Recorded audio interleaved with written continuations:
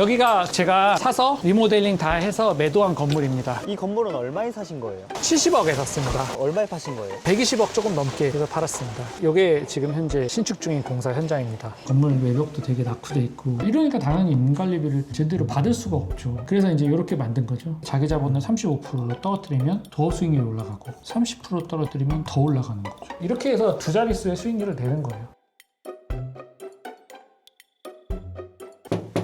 안녕하십니까. 안녕하세요. 간단하게 자기소개 부탁드립니다. 안녕하십니까. 건물 투자로 돈을 벌고 있는 43살 민경남이라고 합니다. 건물주신 건가요? 예, 맞습니다. 몇 개 정도 가지고 계신 거예요? 2개 가지고 있습니다. 둘 다 이제 강남에 있고요. 하나는 신축 중이라 사실 건물주라는 표현보다는 토지주라는 표현이 더 적합할 것 같고요. 하나는 계약만 한 상태니까 그건 완전히 온전히 소유한 게 아니니까요. 하나 갖고 있다고 볼 수도 있겠습니다. 투자는 언제부터 하신 거예요? 2007년에 제가 부동산 운용팀에 입사를 했거든요. 투자 업무는 2007년부터라고 보시면 될 것 같고요. 2007년부터 2018년까지 만 12년 정도 직장 생활을 하다가 때려치고 독립해서 2018년부터는 제 비즈니스를 하고 있습니다. 직장인으로서 만 12년, 비즈니스 만 7년 정도 한 것 같습니다. 어떤 직장 다니신 거예요? KB 자산운용 다녔었습니다. 거기서 건물 투자하고 운용, 건물을 소유하면서 자산 가치를 올리고 나중에 매각하고 투자자들한테 투자금 받아서 그걸 사는 거고요. 그래서 어떻게 보면 이제 건물주 연습을 한 거죠. 자산은 얼마나 운영하신 거예요? 제 담당 자산이 한 1조 정도 됐었습니다. 근데 뭐 직장인이었으니까요. 큰 의미는 없죠. 오늘 일정은 어떻게 되나요? 미팅은 이제 오전에 다 끝났고요. 지금 신축 중인 건물 보러 갈 겁니다. 공사를 잘하고 있는지 못하는지 건물주로서 체크를 해줘야 되거든요. 그래서 지금 보러 가려고 합니다.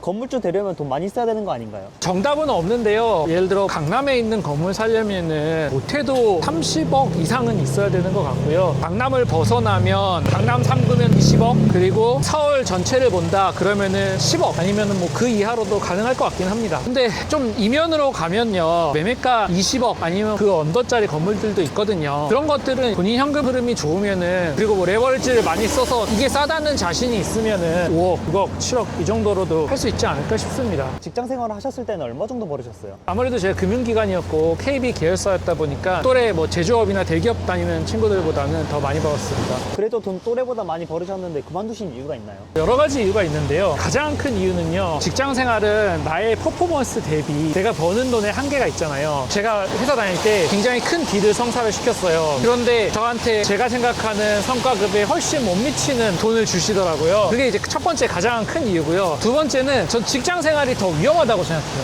정해진 돈만 받고 내가 언젠가 잘릴지 모르잖아요. 그래서 경제적 자유 누리고 싶었어요. 그런 이유들 때문에 회사를 그만뒀습니다. 회사 그만둔 거는 만족하시나요? 너무 잘 선택한 것 같습니다. 일한 만큼 제가 벌 수 있고, 제가 원하는 시간에 출근할 수 있고, 원하는 시간에 퇴근할 수 있고요. 근데 뭐 말은 이러지만 24시간 출근입니다. 쉬고 있는 것 같지만 머릿속으로는 일하고 있고요. 그렇습니다. 제가 지금 시공 중인 건물 보러 가야 되니까요. 그거 한번 잠깐 보여드리고요. 그리고 그 근처에 제가 리모델링 해가지고 판 건물 보여드리도록 하겠습니다. 건물 투자 말고 다른 투자는 안 하시나요? 원래는 이제 아파트 투자 많이 했었어요. 근데 지금은 다 팔고 똘똘한 한 채 만들어가지고요. 안 하고 있습니다. 그리고 뭐 주식 투자도 조금 하고 있고요. 코인도 조금 가지고 있습니다. 아파트를 투자하는 것보다 건물을 투자하는 걸 더 추천하시나요? 각자의 상황에 따라 달라요. 예를 들어서 좀 순자산이 적은 분들은 사실 아파트가 먼저예요. 그런데 내가 나중에 아파트를 30억, 40억짜리 갖고 있을 거고, 거기에다가 이제 또 내 자산, 나의 에셋을 파킹해야 된다 하는 분들은 어쩔 수 없이 건물을 살 수밖에 없어요. 예금으로 넣을 수는 없잖아요. 그런 큰 돈을 주식 투자를 할 수도 없고, 그렇기 때문에 내 자산이 몇십억, 100억 이렇게 올라갈 거라고 예상하거나 이미 그런 분들은 당연히 건물 투자하시는 게 좋죠. 건물 투자 어렵지 않나요? 아주 쉽지는 않습니다. 타이밍도 중요하고 봐야 될 것도 많고, 건물은 아파트랑 달리 되게 개별성이 강하잖아요. 도로 상황에 따라서 각각 그런 상황들이 너무 다르기 때문에 쉽지는 않아요. 그래서 지금 제가 이제 리모델링해서 엑시트한 건물, 그리고 지금 신축 중인 건물 현장 자세하게 보여드리도록 하겠습니다. 저희 사무실이 주차장이 되게 좋아요. 폭도 넓고 주차 공간도 많고 해서 이건 되게 장점입니다. 사무실로 맨날 출근하시나요? 이렇게 오늘처럼 현장 가서 보고 와야 되는 날이면 사무실 많이 있습니다. 건물주 되면 기분이 어떠나요? 사실 저는 짭건물주라고 생각해요. 아직 돈도 부족하고 대출도 많이 쓰고 이러다 보니까는 저는 이제 건물을 사서 개보수를 해서 예쁘게 만들어서 진짜 건물주한테 갖다 바치는 사람이거든요. 그래서 별거 없습니다. 그래도 지금 일에 만족하시나요? 너무 행복합니다. 재밌어요. 그리고 원장님들 컨설팅 많이 해드리는데요. 많은 분들이 매너리즘에 빠져시거든요. 맨날 똑같은 일만 하고 그러니까. 근데 이제 건물은 매번 다른 건물이 등장하거든요. 정말 길 하나를 사이에 두고도 완전 얘기가 다른 건물이 되거든요. 그러니까는 매번이 새롭고, 그리고 주식은 트렌드가 너무나 빨리 바뀌고, 그런데 부동산은 변화가 확실히 느립니다. 그렇기 때문에 좀 나이가 있으셔도 하기 편한 투자인 것 같아요. 그리고 매일매일 시세의 변동성을 볼 필요도 없잖아요. 볼 수도 없고요. 그래서 자연스럽게 장기 투자를 할 수 있게 되고, 그 다음에 이제 레버리지, 대출도 비교적 안정적으로 받을 수가 있잖아요. 그래서 부동산 투자, 특히 건물 투자가 장점이 많아요. 도착했습니다. 여기가 제가 사서 리모델링 다 해서 매도한 건물입니다. 이거를 2020년에 사가지고 2023년에 팔았어요. 여기 보시면은 이게 이제 대로변에서 네 번째 있는 건물이고요. 10m 도로, 6m 도로, 코너인 거고, 북도로인 거죠. 내 대지의 북쪽에 딱 도로가 있는 걸 북도로라고 표현을 하는데, 북도로가 훨씬 좋아요. 왜냐하면은 1조사선이라 그래가지고 나보다 더 북쪽에 있는 건물을 햇빛을 가리면 안 되거든요. 그래서 이걸 깎아요. 그래서 지금 제 뒤에 있는 건물, 저보다 이제 남쪽에 있는 건물 보면은 깎여 있잖아요. 1조사선 때문에 그런 거예요. 근데 북도로가 있으면 아무래도 넓어지니까 1조사선을 안 깎일 가능성이 높아지는 거죠. 이 건물은 얼마에 사신 거예요? 70억에 샀습니다. 얼마에 파신 거예요? 120억 조금 넘게 해서 팔았습니다. 그러면 50억 정도 남으신 거예요? 그 정도는 아니고요. 건물 사면 취득세 되게 크거든요. 취득세, 중개보수, 명도 비용, 여기 계시는 임차인분들을 제가 다 명도 합의금 지급하고 내보냈거든요. 그다음에 리모델링 공사비 이런 거 다 합치면 그게 거의 90억 가까이 들었습니다. 그러니까는 뭐 세전 이익은 한 30억 좀 넘게 발생한 것 같습니다. 30억도 엄청 큰 돈 아닌가요? 근데 또 세금 떼면은 확 줄어들죠. 크면 큰 돈이고 작으면 작은 돈 같습니다. 그래서 여기 지금 주차장 타일도 다 교체했고요. 그 다음에 이게 벽돌 타일인데 이걸로 내부까지 이렇게 쭉 둘러쌌고, 우체통도 바꿨고요. 소화기도 예쁜 걸로 바꾸고, 이 문도 갈고, 소방 수신기도 갈았고요. 이걸 다 리모델링해서 파신 거예요? 그렇죠. 그러니까 저는 요구 수익률이 높거든요. 그러니까는 대부분은 개보수가 필요한 건물을 사죠. 다 완성된 건물을 사면 제가 원하는 수익률이 안 나와요. 그래서 사서 저의 시간과 에너지를 투자를 해서 예쁘게 만든 다음에 찐 건물주한테 파는 거죠. 보시면 이렇게 난간도 다 갈았고, 여기 이렇게 보시면은 원래 난간 자리예요. 이게 참 공사가 어려운 게, 공사 견적서에다가 모든 걸 다 담진 않거든요. 저는 이 화강암 요거를 교체를 원했는데 그게 이제 포함이 안 돼 있다는 거예요, 시공사에서. 그래서 그런 점에서 되게 어려워요. 그래서 공사하면 늦는다든가 스트레스 받는다더라 그런 얘기가 있고요. 또 아쉬웠던 게 이 창문도 되게 지저분했었는데 공사 범위에도 안 들어가 있었고, 저희 돈도 없고 해가지고 이것도 나중에 했던 거고요. 인테리어 비용은 얼마나 드신 거예요? 8억 전후 정도 들었어요. 근데 지금은 그 가격에는 못해요. 왜냐면 제가 21년에 했는데 21년 대비 지금 거의 공사비가 2배 정도 됐거든요. 그러니까 지금은 거의 2배 보셔야 돼요. 이 승강기도 그때 교체를 다 한 겁니다. 그리고 또 되게 중요한 게, 건물주가 현장에 되게 자주 나와야 돼요. 이 승강기를 딱 교체를 하는데 이틀에 한 번씩 보통 오거든요. 갔는데 이게 딱 튀어나온 거예요, 승강기 버튼이요. 그래서 제가 승강기 교체 계약서를 검토해 보니까 이미지가 없는 거예요. 공사하시는 이사님한테 판판한 걸로 바꿔주세요 그랬어요. 근데 그분이 흔쾌히 알겠다고 하고 바로 바꿔주셨어요. 그래서 건물주는 현장에 자주 나와봐야 돼요. 자주 나오는 만큼, 내가 신경을 쓰는 만큼 그 작품이 나와요. 건물 투자할 때 어떤 게 가장 중요하나요? 제일 중요한 건요, 싸게 사야 돼요. 싸게. 싸게 사는 방법이 있나요? 계산을 잘해야죠. 랜드북이나 부동산 플래닝 같은 데서 AI 시정가랑도 비교해보고, 공시지가랑도 비교해보고, 주변 거래 사례랑도 비교해보고, 그 다음에 인근의 임대료 시세를 조사를 해가지고 주변 시세대로 임대료를 받았을 때 그게 충분한 수익률이 나오는지, 다 전부 지금 숫자 얘기잖아요. 그래서 싼 거 사는 게 제일 핵심이에요. 그 다음이 저는 입지라고 생각해요. 왜냐면은 입지가 너무 안 좋으면 아무리 싸도 임차인이 안 들어오고, 아무리 싸도 안 사거든요. 저만 해도 도로가 4m면 저는 안 사요. 그런 위치가 되게 중요합니다. 그래도 이게 30억 벌어다 준 건물이네요. 그렇죠. 어느 지역을 추천하시나요? 당연한 얘기지만 강남을 추천을 합니다. 아무래도 강남에 제일 부자가 많잖아요. 그러다 보니까 상승장에서는 강남이 제일 높게 오르지는 않을 거예요. 더 많이 올라가는 구가 있을 텐데, 예를 들면 성수동, 강남보다 훨씬 많이 올랐잖아요. 근데 하락장에서는 누군가가 못 버티고 팔아야지 가격이 떨어지는 거잖아요. 근데 강남의 부동산을 소유하신 분들은 자산가들이 많아요. 강남 건물주들이 대출이 별로 없어요. 대출이 없으니까 상속 증여 이슈가 아니면 안 파는 거죠. 그러니까 하락장에서 강남 건물이 확실히 덜 떨어져요. 그러니까 하방은 확실히 조금 안전하다, 떨어질 때 조금 덜 떨어진다 라고 생각해서 저는 강남이 가장 좋다고 생각합니다. 근데 처음부터 강남을 하기는 어렵잖아요. 다른 맞아요. 지역은 이제 없을까요? 현금 100억 있으신 분들은 처음부터 강남 하시는 거고요. 강남을 제외하고는 배우지 많고 지하철역이랑 가깝고 그런 거를 사야 되지 않을까 싶어요.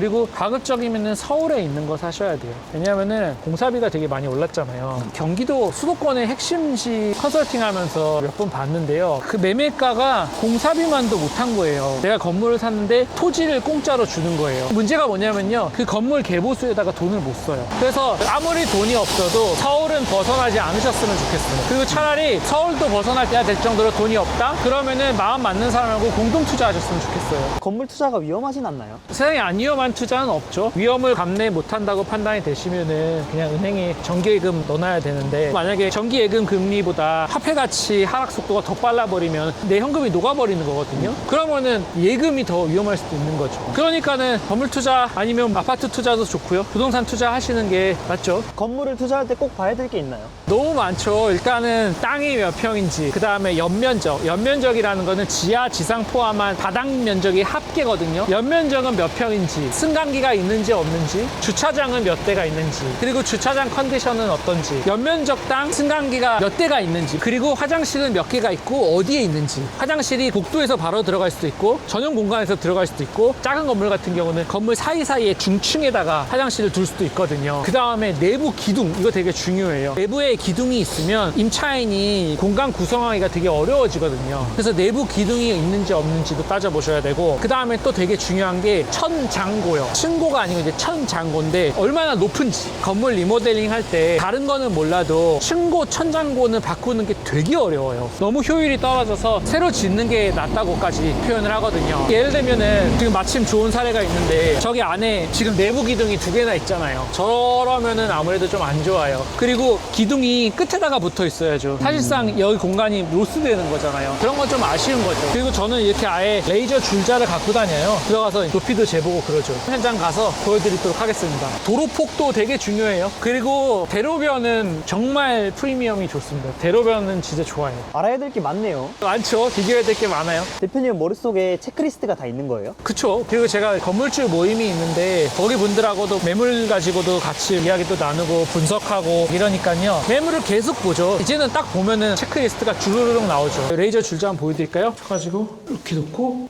2.96m 나왔네요. 여기서부터 저 화장실 문까지 재고 싶다? 5.1m 정도 나왔네요. 되게 편합니다. 그러니까는 건물 투자에 관심 있으신 분들은 이거 얼마 안 하거든요. 하나씩 사서 가지고 다니시면 되게 좋습니다. 자, 그럼 이제 공사 현장으로 가보도록 하겠습니다.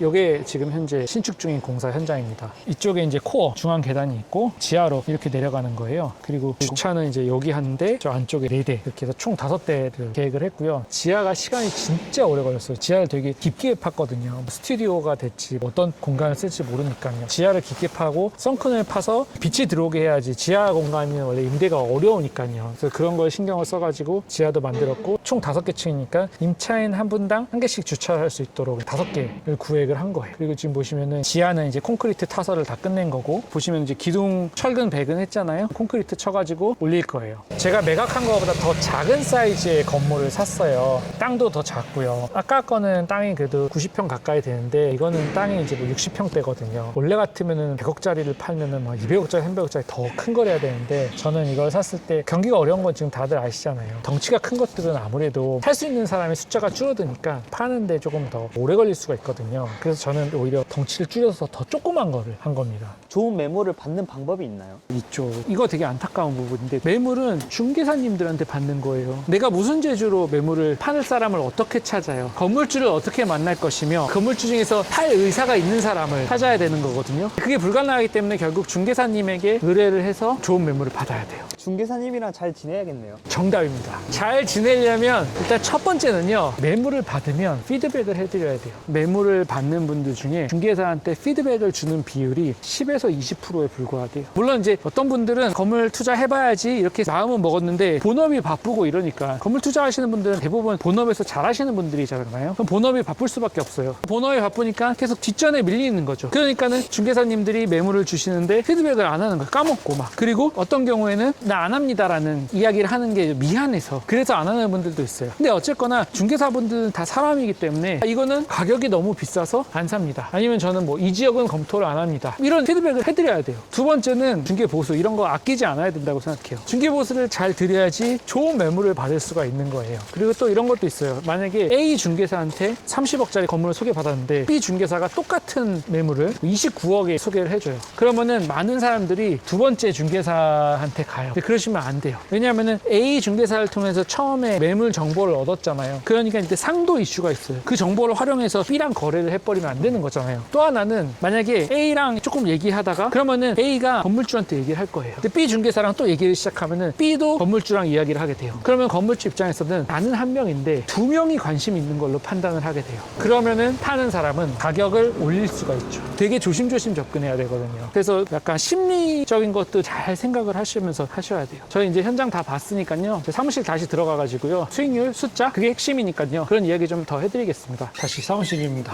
강남에 투자하면 월세 많이 받을 수 있나요? 사실 강남은 이제 월세 수익률은 좀 낮아요. 잘 받으면 한 3%? 진짜 좋은 거가 3.2%? 이 정도밖에 안 돼요. 근데 왜 투자하는 거예요? 이건 임대 수익률이고요. 핵심은 매각 차익이에요. 그래서 왜 투자를 해야 되는지 엑셀로 숫자로 보여드릴게요.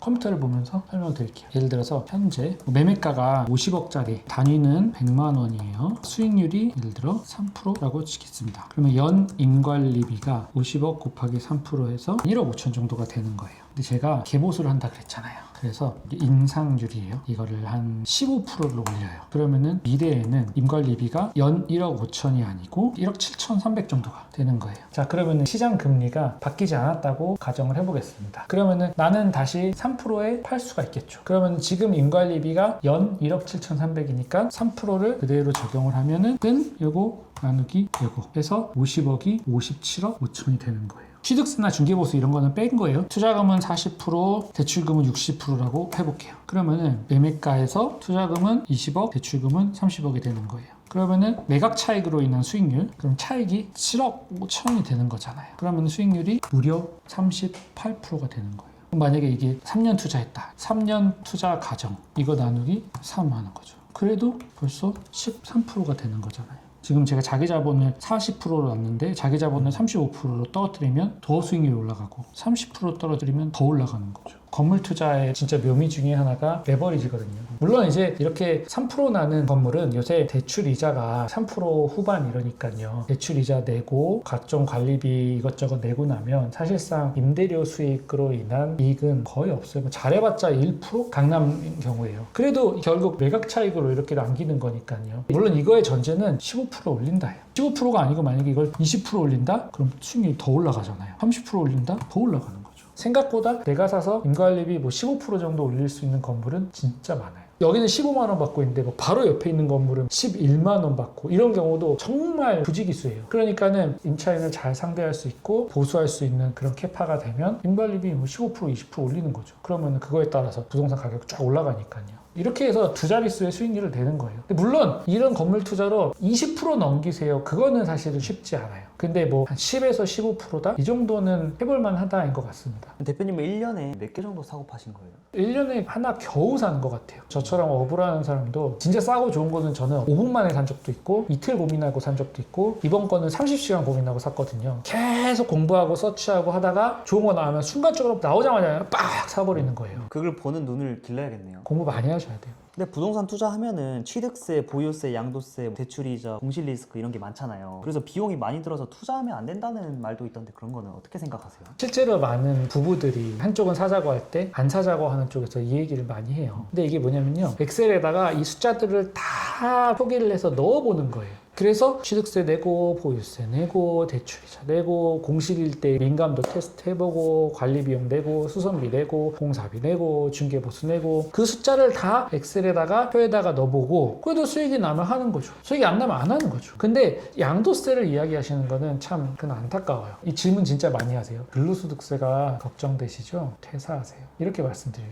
양도세는 많이 내기 위해서 투자를 하는 거예요. 예를 들어 우리 PD님은 양도세를 1억 내고 싶으세요? 100억 내고 싶으세요? 100억이요. 많이 낸 게 그러니까. 소모한 거잖아요. 그래서 항상 이렇게 투자할 때 이런 템플릿을 만들어요. 그래서 이렇게 보시면은 왼쪽에다가 매매가, 취득세, 중개보수, 각종 비용 이렇게 더해서 취득원가, 그다음에 이걸 뭘로 조달을 할 것인가, 보증금, 대출이자, 대출금, 투자금 이렇게 해서 투자와 조달 구조를 짜고 주요 가정들을 하는 거죠. 임대료는 몇 프로 올라갈 것이며 내가 살 때 수익률은 몇 프로, 대출 금리는 어떻고 해서 이렇게 3년 정도 갖고 있었을 때 현금 흐름은 이렇다. 그다음에 이제 팔면은 판 거에 따라서 대출금하고 보증금 상환하고 중개보수 납부하고 양도세 내고 이렇게 해서 회수금을 이 현금 흐름표에다가 딱 집어넣어요. 그렇게 했을 때 최종 IRR이 뭐냐면요, Internal Rate of Return, 화폐의 시간 가치를 고려한 연한산 수익률이거든요. 그렇게 해서 그 최종 값인 IRR을 보는 거죠. 예를 들어서 9.3%가 나왔어요. 나는 9.3%에는 투자할 수 없어. 그러면 이제 뭔가 숫자를 바꿔야겠죠. 대출 금리를 0.1% 낮춰볼까? 0.1% 낮추니까 9.26에서 9.44로 올라갔죠. 그 다음에 대출도 65%가 아니고 70% 받아야겠어. 이렇게 올리면 당연히 수익률이 올라가요. 이러니까 10%가 넘었네? 내 요구 수익률은 10%니까. 요구 수익률은 어떻게 계산하냐면요, 나의 현재 순자산이 이건데 내가 몇 년 후에 순자산이 얼마가 될 거야. 내가 예를 들어 지금 현재 순자산이 5억인데 나는 10년 후에 순자산이 10억이 될 거야. 이러면 10년에 2배 된 거잖아요. 그러면 이게 72법칙에 의해서 매년 한 7.2%씩 수익률이 내면 자기 목표를 달성하는 거거든요. 이런 분들은 요구 수익률이 7.2%인 거예요. 그래서 뭐 7.2%가 넘기면 그럼 나 이 투자해야지 이렇게 하는 거예요. 진짜 숫자가 중요하네요. 숫자 싸움이에요. 부동산 투자는 저희 뭐 상권, 호재 이런 얘기 오늘 한 번도 안 했잖아요. 전 철저하게 숫자로 접근해요. 이것만 있으면은 건물 투자할지 말지 결정할 수 있겠네요. 이거 플러스 주변 건물들 거래 사례하고 비교해 봐야죠. 그래도 이것만 가지고 어느 정도 갈피는 잡을 수 있죠. 그러면 건물주 되려면 어떻게 해야 돼요? 일단 제일 먼저 내가 가용할 수 있는 현금성 자산이 얼마나 되는지부터 계산을 해봐야 되겠죠.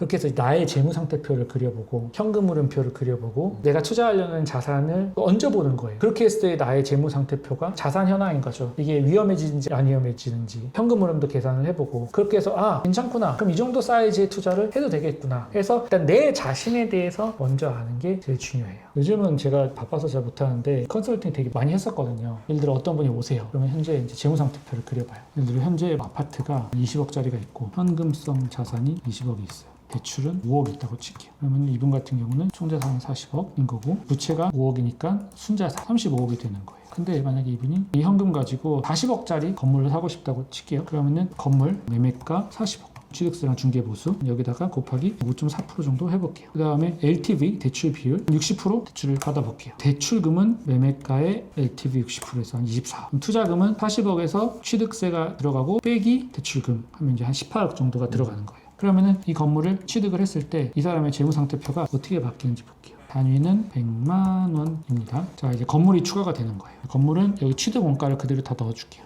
현금성 자산은 원래는 20억이 있었는데 빼기 투자금 18억을 썼으니까 현금은 이제 한 1억 8천 남은 거고요. 그 다음에 건물 담보 대출이라고 치면 이게 24억. 원래 순자산이 지금 35억이었는데 지금도 35억 유지한 거죠. 맞게 계산한 거예요. 그러면 자기 자본 비율이 원래는 88%였는데 이분이 이제 55%로 줄어든 거죠. 그리고 여기에 따라서 현금 흐름도 계산을 해줘야 돼요. 건물 임관리비 수입이 있고, 건물주가 아니었던 분들은 관리비를 내보기만 했잖아요. 근데 건물주가 되면 이 관리비도 수입이 되거든요. 그래서 일정 부분 마진을 남겨요. 그래서 이 관리비가 이제 수입 차원에서 임관리비 이렇게 표현을 하는 거고요. 그 다음에 건물 대출 이자 이렇게 계산해서 내 현금 흐름이 어떤지 어떻게 바뀌는지 계산을 해보는 거예요. 그래서 봤더니 안정적이에요. 소득이 되게 많아요. 그러면은 뭐 레버리지 더 쓰세요. 그럼 현금이 더 남았잖아요. 지금 3억 8천이 남았잖아요. 그러면은 매매가도 40억짜리가 아니고 한 50억짜리 사보세요. 현금이 마이너스가 났네요. NTV를 좀 올려야겠죠. 오히려 더 올립시다. 이렇게 계산이 되는 거죠. 지피지기 백전백승. 일단 나에 대해서 이렇게 이해하자. 재무상태는 이렇고 그러면은 나는 얼마짜리 건물을 살 수 있구나 라고 이제 이해를 하는 거예요. 그 다음에는 중개사를 만나셔야 되겠죠. 주로 이제 건물들은 중개법인들이 많이 다루거든요. 중개법인 사무실에 연락을 해서 찾아가는 거죠. 그 다음에 매물을 받으면 빨리빨리 분석을 해야 돼요. 만약에 아니다 싶으면 아닌 이유를 정확하게 말씀드리고, 싼 게 있으면 계약하는 거죠. 근데 계약도 단순하게 계약만 하는 게 아니고 계약을 해놓고 임차인들은 어떻게 할 건지, 보수공사는 리모델링은 뭐 어떤 식으로 할 건지 그런 것도 이제 플랜을 짜가지고 준비를 하는 거죠. 그리고 건물 관리에 대해서는 건물 관리하는 회사들이 다 있거든요. 뭐 청소는 어떻게 할 건지, 주차 관리, 보안 이런 거 어떻게 할 건지 그런 회사들 이제 찾아서 만나보고 계약해야 되겠죠.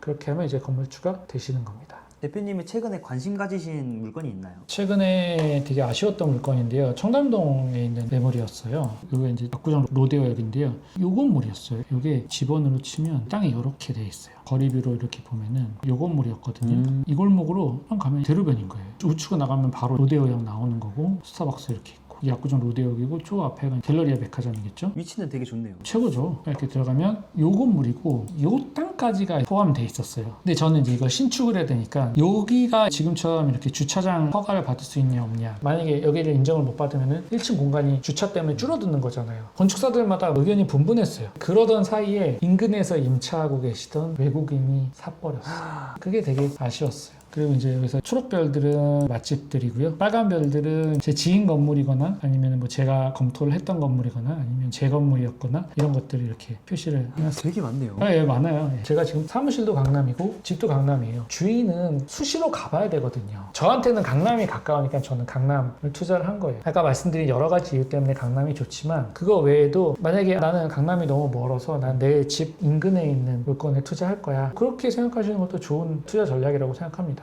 저는 사실 여기 강남 세브란스에서 반경 2km 그리면 여기에 제 사무실, 제 집, 투자한 것들, 투자 중인 것들, 관리하는 것들 다 여기에 사실 들어가 있어요. 오늘 보러 갔던 건물이 예전에는 어떤 모습인지 보여줄 수 있나요? 그럼요. 원래 이랬어요. 지금 보시면 건물 외벽도 되게 낙후돼 있고 이건 이제 제가 직접 막 떼고 있었던 기념사진 찍어 놓은 거고 그리고 여기 보시면은 이 뒤에도 쓸 수 있는 공간인데 여기에 막 쓰레기로 꽉 차 있고 실외기를 여기다가 놔둔 건데 여기에 새들이 둥지를 텄어요. 여기거든요. 자세히 보시면 막 이거 새 깃털이에요. 건물에 막 누수 많고 이 초록색 독이 얼마나 정말 옛날 독이 다 부서져 있고 지하 내려가는 계단이 막 이게 뭐예요? 이러니까 당연히 인관리비를 제대로 받을 수가 없죠. 그래서 이제 이렇게 만든 거죠. 이건 스케치업 이미지인데 이미지하고 실물하고 되게 비슷해서 깜짝 놀랐어요. 이 책들은 다 대표님이 쓰신 건가요? 예, 제가 쓴 책들입니다. 2016년, 2017년, 2018년, 2023년에 쓴 책들입니다. 근데 부동산 투자를 하는 사람들이 많잖아요. 잘 되는 분들은 잘 되는 이유가 있나요? 운이 좋은 것도 좀 있는 것 같고요. 제 생각인데 잘 되는 분들은 숫자 계산을 잘 하시는 것 같아요. 아니면 뭐 본인 숫자를 계산을 잘 못할 것 같으면 기타 전문가들을 잘 활용을 해서 도움을 받는 분들 그런 분들이 투자를 잘 하시는 것 같습니다. 그러면 반대로 잘 안 되는 분들은 왜 그럴까요? 그 반대죠. 결국 숫자 계산을 잘 못하신 거죠. 그리고 중개사님들 말만 믿고 싸네요. 이거 사야 되네요. 그렇게 사시는 분들 진짜 많아요. 그런 분들이 많이 고생을 하시죠. 대표님처럼 건물을 투자하고 싶은 분들에게 짧게 한마디 해주세요. 요새 대세는 아파트 똘똘한 한 채잖아요. 서울에 있는 아파트, 강남에 있는 아파트가 우리나라 가계의 자산을 담기에는 너무 부족해요. 우리나라 가계의 순자산이 1경 정도가 되는데 반면에 서울 아파트 시가총액은 2,600~700조 정도밖에 안 돼요. 그러니까 서울의 아파트를 다 사봤자 가계의 순자산의 27% 이 정도밖에 안 돼요. 그럼 나머지 돈으로 자산을 담아야 되잖아요. 주식, 예금도 한계가 있고. 그럼 결국 그 돈은 부동산 중에서도 건물로 갈 수밖에 없거든요. 지금 구조가. 그러니까는 건물값이 앞으로 다주택자를 규제하는 정책이 유지되는 한 풍선 효과에 의해서 건물 가격이 오를 수밖에 없거든요. 그러니까는 자산이 막 늘어나실 분들은 결국 건물에 대해서 이해를 하셔야 돼요. 대표님은 건물 투자하고 바뀐 점이 있나요? 좀 더 삶이 윤택해졌고요. 그리고 이제 제가 건물 컨설팅도 하다 보니까는 저보다 훨씬 자산 많으신 분들, 훨씬 성공하신 분들을 많이 만나봤죠. 그러면서 진짜 많이 배우고 있어요. 정말 그분들의 애티튜드부터 시작해서 생각하시는 스케일 이런 것들 보면서 많이 배우고 있습니다. 워라벨은 어때요? 좋죠. 사실 제가 일하고 싶을 때 일하니까요. 근데 사실 생각은 진짜 많이 하니까요. 피곤한 감도 없지 않아 있는 것 같아요. 대표님은 얼마 가지고 시작하신 거예요? 제 기억에 3억 정도도 안 됐던 것 같아요. 저는 아파트 갭 투자를 꽤 많이 했어요. 상가도 경매로 샀다 팔았다 하면서 순자산을 쌓았죠. 그걸 바탕으로 2018년에 독립을 해가지고 본격적인 상가 투자, 건물 투자를 시작을 했습니다. 건물 투자에 장단점이 있나요? 아파트 같은 경우는 내가 아무리 인테리어를 예쁘게 해놓는다든가 그렇게 해도 내가 확 높여서 가격을 받을 수가 없잖아요. 그런데 건물 같은 경우는 내가 할 수 있는 게 많잖아요. 임차인을 내보낼 수도 있고 새로운 임차인을 받을 수도 있고 개보수를 할 수도 있고 다시 지어버릴 수도 있고 이렇게 내 지식과 시간을 갈아 넣어가지고 그 자산 가치를 스스로 올릴 수가 있는 거예요. 그게 장점이고요. 단점은요. 사실 아파트 투자는 쉬워요. 아파트는 가격을 낮추면은 정말 하락장이나 진짜 특정한 지방을 제외하고는 팔려요. 투자의 난이도는 얼마나 빨리 현금으로 바꿀 수 있느냐 그 황금성이거든요. 그런 면에서 아파트가 황금성이 훨씬 좋죠. 단점은 그만큼 난이도가 높다. 아파트 대비 그렇습니다. 지금까지 건물 투자하면서 가장 어려웠던 점이 있나요? 자금 조달이요. 너무 제 자금 대비 큰 부동산을 취득을 하느라고 그리고 너무 좋은 물건이라 5분 만에 사느라고 대출이 얼마 나올지 이런 거를 신경도 안 쓰고 사버린 거예요. 그리고 이게 개인으로 취득을 하면 RTI라고 강행 규정이 있는데 그거에 따라서 대출이 좀 덜 나와요. 근데 제가 개인으로 취득을 했거든요. 그러다 보니까는 대출이 안 나갔고 주변 사람들한테 돈 빌리고 하는 게 제일 힘들었던 것 같아요. 가장 기억에 남는 일도 있나요? 아무래도 리모델링한 건물 팔았을 때가 아닌가 싶습니다. 오늘 보여주신 건물인가요? 예. 그거 팔았을 때 진짜 짜릿했어요. 그게 대표님이 시세 차익을 가장 많이 본 물건인가요? 건물로 치면 그렇습니다. 앞으로의 목표는 어떻게 될까요? 일단은 순자산을 얼마까지 벌어보겠다가 1차적인 목표고요. 얼마인지 공개 안 되나요? 모르겠습니다. 3살인가요? 그럼요. 마지막으로 시청자들한테 하고 싶은 말 있으실까요? 이렇게 길을 가다 보면요, 스카이라인이라 그러잖아요. 들쭉날쭉해요. 지금 저쪽만 봐도 스카이라인이 들쭉날쭉하잖아요. 그 말의 뜻은 뭐냐면요, 저 낮은 건물을 높은 건물로까지 만들 수가 있다는 이야기예요. 저게 저는 다 저의 먹을 걸로 보이거든요. 그러니까 건물 투자는 저렇게 기회가 많다는 거죠. 그리고 임대차 보호법이 세지면 세질수록 임차인을 내보내기가 어려우니까 새 건물 공급이 더 어려워지는 거거든요. 그럼 그 말은 즉슨 좋은 공간이 잘 안 나온다는 거잖아요. 그러니까는 임대료가 올라가거나 아니면 역으로 내가 임차인을 내보낼 수 있는 능력을 가지고 있으면 내보내서 예쁘게 만들면 그 이익을 다 볼 수가 있는 거죠. 무궁무진한 거예요. 저는 대한민국도 여전히 기회의 땅이라고 생각하고 건물 투자도 이 기회가 무궁무진하다고 생각해요. 그러니까는 시청자분들도 건물 투자 너무 어렵게만 생각하지 마시고 꼭 관심을 가져보시면 좋을 것 같습니다.